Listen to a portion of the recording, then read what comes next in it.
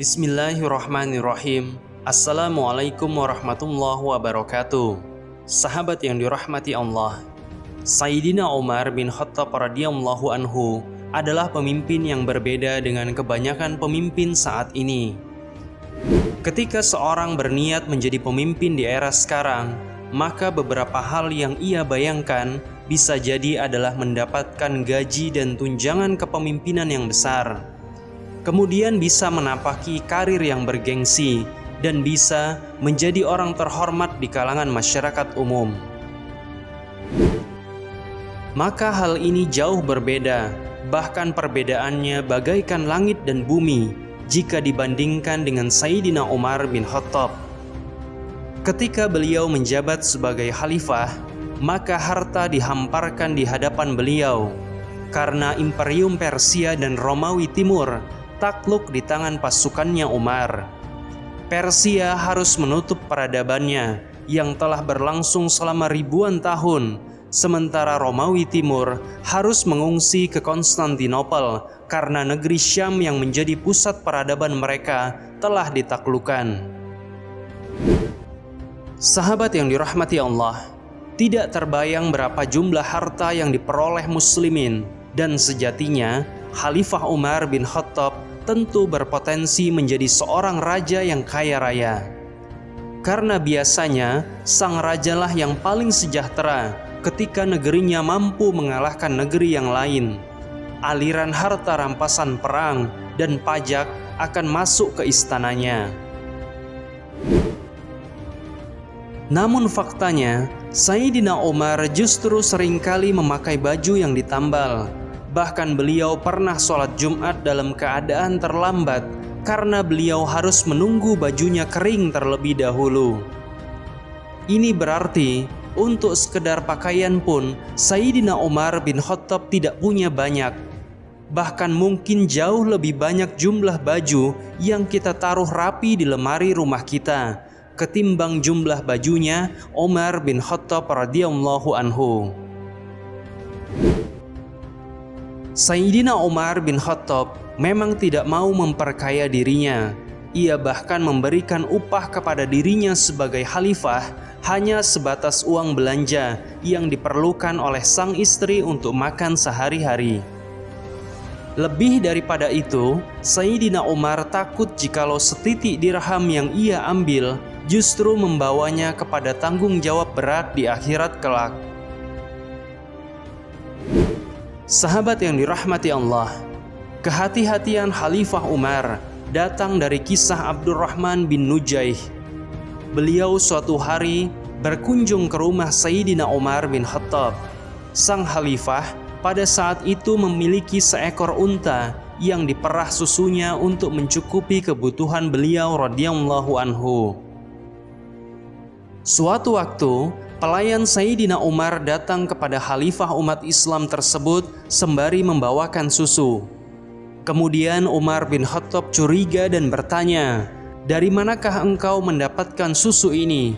kata Umar kepada pelayannya. Kemudian si pelayan menjawab, "Wahai Amirul Mukminin, unta milik Anda sedang menyusui anaknya, maka aku memerah susu ini dari unta milik kaum muslimin."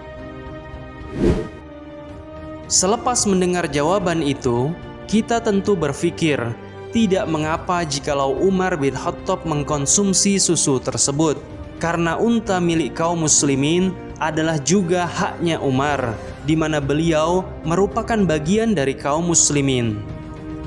Namun Sayyidina Umar bin Khattab sangat berhati-hati akan hal ini.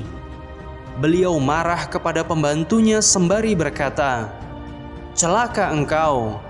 Apakah engkau berniat memberiku minum dengan api?"